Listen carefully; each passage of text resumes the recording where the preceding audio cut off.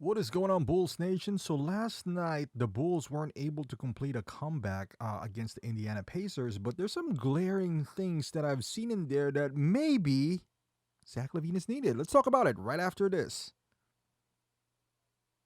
This is your home for all things Chicago Bulls. Join the conversation. You're listening to Chicago Bulls Nation. So, hear me out on this. And I think we're on an agreement here that we need to trade Zach Lavine. But before the past 3 games, I was willing to just get an expiring for Zach. That is if we're going to compete, right? Just get an expiring. Somebody that maybe likes Tobias Harris or something like that. I don't know if even without a pick. I'm just talking about just straight up Tobias Harris, without a pick, get him out.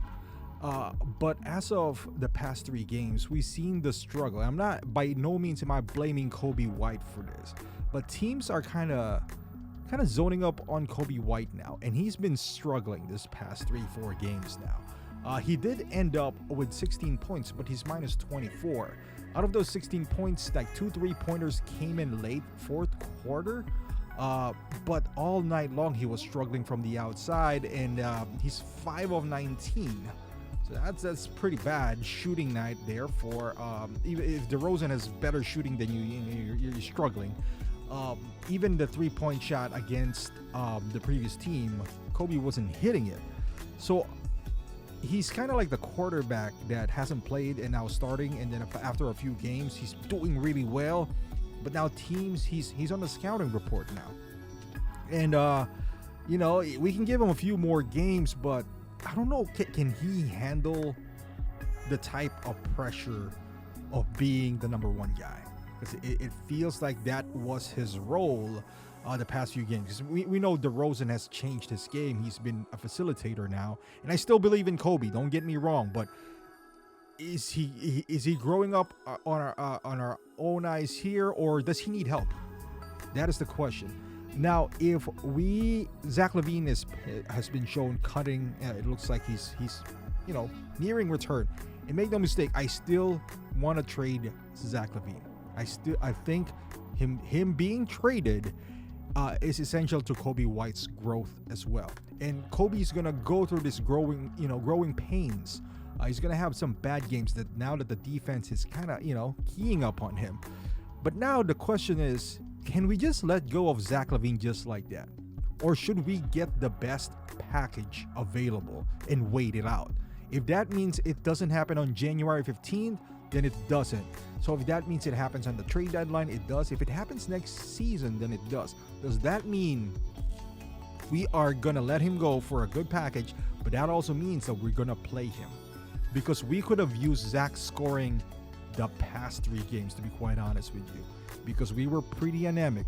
Not for that last late surge yesterday, and there's a few good pointers from last night. Patrick Williams was aggressive. Dalen Terry was aggressive as well. You see some moxie in there. He's flexing and all that stuff. I wanted to see that, but again, the offense became stagnant.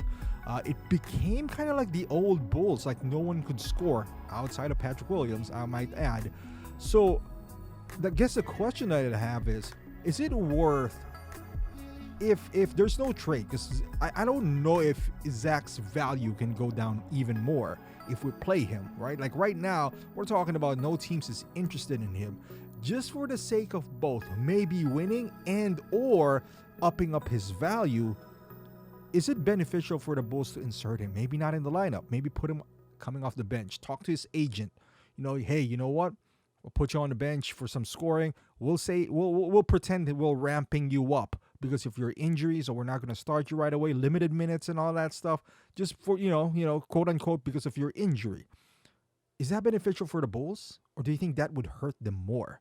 Like I'm off to believe that maybe if he is coming off the bench, and if you got to talk to his agent, he would show, and the Bulls starts winning, for example, he is that spark off the bench.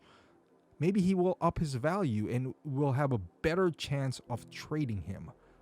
I don't think him being off the bench would hurt him more as he is now. I mean, hurt him more in terms of value.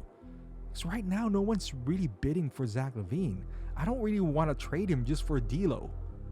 because that would be a waste of a trade. Might as well use him, right? In my opinion.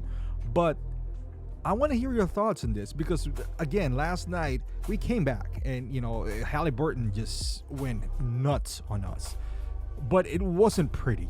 It wasn't pretty. Any better team would have put us away in the third quarter. Luckily, it was the Indiana Pacers. We still end up losing by double digits.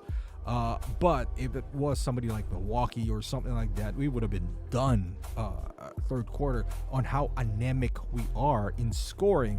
And I'm not saying Zach Lavine would solve all that, but maybe putting him in the lineup, if not solving that, at least would give us a better return for him down the line.